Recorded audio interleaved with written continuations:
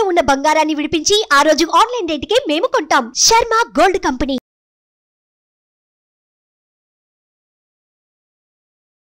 నమస్తే, welcome to Suman TV. నేను మీ యామ్ని. ప్రస్తుతం మనతో ఉన్నారు ప్రముఖ ఆధ్యాత్మికవేత్త డాక్టర్ అనంతలక్ష్మి గారు ఉన్నారు. అమ్మని అడిగి మనకున్న సందేహాన్ని అడిగి తెలుసుకుందాం. నమస్తే అమ్మ. నమస్తే తల్లి. అమ్మ, ఇప్పుడు స్నానం చేయకుండా అసలు చేయకూడని పనులు అంటే ఏంటమ్మా? స్నానం చేసిన తర్వాతకి చేయవలసిన పనులు ఏంటి? నిజం చెప్పాలంటేనమ్మా, అసలు ఏ పనైనా స్నానం చేశాకే చేయాలని చెప్తారు మనకి, కానీ అది కుదరదు. ముఖ్యంగా ఆడవాళ్ళకి వీలు కాదు.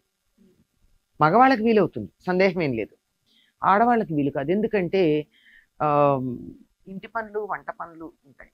వంట అయితే స్నానం చేయందే చెయ్యరనుకోండి, కానీ గుమ్మంలో పాచి పని చేయడం, ఇళ్ళు చిమ్ముకోవడం, గుమ్మంలో ముగ్గేయడం, రాత్రి ఆలస్యంగా తిని వదిలేసినటువంటి పాత్రలు ఏమైనా ఉన్నట్టయితే వాటిని కడుక్కోవడం, ఇవన్నీ చేసి కదా స్నానం చేస్తారు. అందువల్ల ఇవన్నీ అయ్యాక చేస్తారు. ఇలాంటి పనులన్నీ మగవాళ్ళు సాధారణంగా చేయరు మన ఇళ్లలో.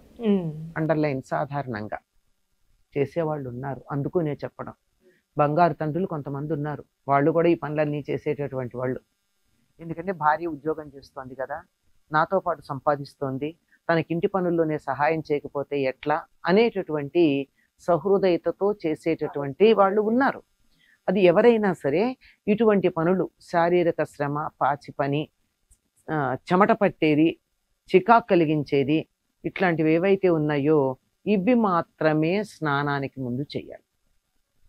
ఇవి సాధారణంగా స్నానం చేశాక చెయ్యం. అందువల్ల ఇది తప్ప మిగిలిన ఏ పనులు స్నానం చేయకుండా చేయకూడదమ్మా. ఈ రోజుల్లో చాలా మంది స్నానం చేయకుండా చేసే పని కాఫీనో టీనో తాగడం. వాస్తవంగా అది కూడా చేయకూడనటువంటి పని అని చెప్తారు, కానీ ఎందుకో ఎంతగా అలవాటైపోయిందంటే కాఫీ తాగాకే స్నానం చెయ్యాలి అనేటటువంటి ఒక నియమం, వేరే కొన్ని ఆరోగ్య కారణాలు కూడా అనుకోండి, వాటి వల్ల మనకు అలా అలవాటు అయిపోవడం జరిగింది.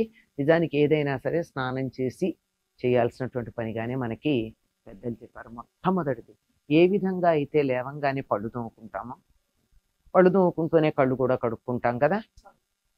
ఇంకా నేను కొంతమందిని గమనించాను, ఇలా ముక్కులు చెవులు కూడా మొహం కడుక్కుంటూ కడిగేసుకుంటారు బ్రష్ చేసేటప్పుడు. చాలా ఆశ్చర్యం అనిపించింది. అంటే చిన్నపిల్లలకి చేస్తాం, అట్లాగే కాలకృత్యాలు తీర్చుకుంటాం కదా, దాంతో పాటుగానే పళ్ళు కళ్ళు కడుక్కున్నట్టే ఒళ్ళు కూడా కడుక్కునేటటువంటి స్నానం అనే ప్రక్రియ చేసిన తర్వాతే మిగిలిన పనులు ఏమన్నా చేయడం అన్నది సరైన పద్ధతిగా చెప్తారండి. పొయ్యి దగ్గరికి పూర్వకాలం వాళ్ళు స్నానం చేయకుండా వెళ్ళేవారు కాదు. ఇప్పుడు మన నిద్ర లేవంగానే ముందు స్టవ్ వెలిగించి దాని మీద పాలు డికాక్షన్ పెట్టేప్పుడు పళ్ళు తోముకొచ్చి చేస్తున్నాం. ఇంకా కొంతమంది అయితే కుక్కర్ పెట్టెళ్ళి పళ్ళు తోముకొని వస్తారు, మరీ తెల్లారుజామున పిల్లల్ని పంపించేవాళ్ళు. కానీ వాస్తవానికి స్నానం చేయకుండా ఈ పనులు చేయకూడదు. వంట పని, దేవుడికి చేయాల్సిన పని, ఇది మనకు చాలా ముఖ్యమైనది అనుకునేటటువంటి పని ఏవైతే ఉన్నాయో వీటిని ఎప్పుడూ కూడా స్నానం చేయకుండా చేయడం పద్ధతి కాదు. స్నానం చేసి మాత్రమే చేయవలసి ఉంటుంది. అమ్మా, ఇప్పుడు స్నానం చేసిన తర్వాతకి చేయవలసిన పనులు ఏంటమ్మా? స్నానం చేయగానే మొట్టమొదట ఈ రోజుల్లో చాలా మంది మానేసినటువంటి పని ముఖాన బొట్టు పెట్టుకోవడం. ఆడ మగ అనేటటువంటి తేడా లేదమ్మా, అందరూ పెట్టుకోవాలి. పెట్టుకోము అంటే మనం ఏం అనలేం, కానీ పెట్టుకోవడం వల్ల ఉపయోగం ఉందన్న సంగతి మాత్రం స్పష్టంగా చెప్పాల్సి ఉంది. తెలిసాక అయినా మాకు ఉపయోగాలు అక్కర్లేదంటే మనం అనగలిగింది ఏమీ లేదు. కానీ ఉపయోగం కావాలి, నా జ్ఞాపక శక్తి బాగా ఉండాలి, నా మెదడు చురుకుగా పనిచేయాలి, నేను ఆధ్యాత్మికంగా ఉన్నత స్థానానికి వెళ్ళాలి, నా జ్ఞాపక శక్తి మెరుగుగా ఉండాలి అని ఎవరైతే అనుకుంటారో వాళ్ళు తప్పనిసరిగా భూమధ్యంలో కుంకం ధరిస్తారు. ఇది మొట్టమొదటి చేసేటటువంటి పని. ఇంకా తరువాత వారి వారి పద్ధతులను బట్టి, అంటే సంధ్యావందనం చేసుకునేవారు, పూజలు చేసుకునేవాళ్ళు, స్తోత్రాలు చదువుకునేవాళ్ళు, రామకోటి రాసేవాళ్ళు, సద్గ్రంథ పఠనం చేసేవాళ్ళు, ఇలాంటి వాళ్ళ పనులు వాళ్ళు మొదలు పెట్టుకుంటూ ఉంటారు. ఇక వంట పని మొదలైనవన్నీ కూడా స్నానం చేయగానే చేయాలి. మొట్టమొదటి చేయాల్సింది ముఖాన బొట్టు పెట్టుకోవడం, ఆ తర్వాత మన ఇష్టదేవతని ఆరాధించుకోవడం, ఆ తరువాతే మిగిలిన పనులు ఏమన్నా చేయాలి. వంట పనులు ఆడవాళ్ళు అయితే వంట పనులు చేస్తారు, ఇంకా మనకి సమాజంలో పూర్తిగా మార్పు రాలేదు కదా. వంటిల్లు అదంతా ఆడవాళ్ళదే, వాళ్ళ మహాసామ్రాజ్యం. అందువల్ల వాళ్ళు చేస్తారు గనక వంట ఎట్టి పరిస్థితుల్లో స్నానం చేసే చేయాలి. బయట దేవుడు ఉన్నాడు గుళ్ళో, రాముడు. ఇక్కడ కూడా ఉన్నాడు కదా ఆత్మారాముడు. ఆత్మారాముడిని ఎలా నిర్లక్ష్యం చేస్తాం?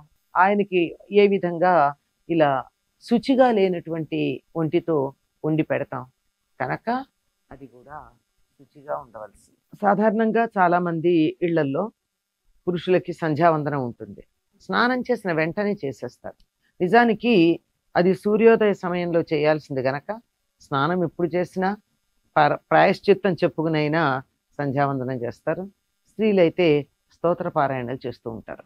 స్నానం ఎందుకు చేస్తాము అంటే, రాత్రి మనం పడుకున్నప్పుడు మన శరీరంలో ఉండేటటువంటి రోమకూపాలలో నుండి ప్రతి రోమకూపం నుండి స్వేదం వస్తుంది, అంటే చెమట. అది ఎంతైనా చికాకు కదా. ఒక్కసారి స్నానం చేసినట్టయితే ఆ చికాకు పెట్టేటటువంటి ఆ చెమట లాంటిదంతా పోతుంది, పరిశుభ్రంగా ఉంటుంది. లేదంటే స్నానం చేయకుండా చేస్తే ఒళ్ళంతా చికాకే. హాయి మనకే తెలుస్తుంది, స్నానం చేస్తే హాయి ఉంటుంది. ఆ హాయిగా ఉన్నప్పుడే దీపం పెట్టుకోవడం, దాంతో పాటుగా మనకున్నటువంటి ఆ స్తోత్రాలు ఇవే, కూర్చుని పూజ చేయడం వేరే, స్తోత్రాలన్నీ చదువుకుంటూ వంట ఏర్పాట్లు కూడా స్నానం చేశాకే చేస్తారు కనుక ఇవన్నీ కూడా స్నానం చేసే చేయాలి. అందువల్ల అంటే స్నానం చేసి కూర్చున్నట్టయితే ధ్యానం బాగా కుదురుతుంది. దీనికి కారణం ఒక లండన్ యూనివర్సిటీలో యూరాలజీ డిపార్ట్మెంట్లో పనిచేసినటువంటి ఆయన చెప్పిన మాట. ఎందుకు అంటే, యూరాలజీ చదివేటప్పుడు వాళ్ళు రక్త ప్రసరణ, ద్రవ పదార్థాల యొక్క ప్రసరణ గురించి అంతా చదువుకుంటారు. అది అందులో భాగం అనమాట. వాళ్ళు చెప్పింది ఏమిటంటే, గోరువెచ్చని కానీ వేడి కానీ నీళ్లు స్నానం చేసినప్పుడు రోమకూపాలన్నీ విచ్చుకుంటాయి. లోపల ఈ కొద్దిగా ఉన్నటువంటి వేడికి శరీరంలో ఉన్నటువంటి రక్తనాళాలన్నీ కూడా ఇలా వెడల్పు అవుతాయి, సన్నగా ఉన్నవి. ఇంకా అవి కుంచుకోవడానికి సమయం పడుతుంది. ఆ లోపల గనక మనం ధ్యానం చేసినట్టయితే అది దేన్నైనా సరే లోపలికి గ్రహించటానికి సంసిద్ధంగా ఉంటుంది. ఎటువంటి దాన్నైనా గ్రహించగలదు. మనకి చదువు కావాలి కదా, అందుకని పిల్లల్ని చదువుకోమని, లేకపోయినట్టయితే పెద్దవాళ్ళు ఏంటంటే జపం మొదలైనటువంటివి చేయమని చెప్తారు. చాలా చక్కగా తెలియజేస్తారమ్మా, ధన్యవాదాలు.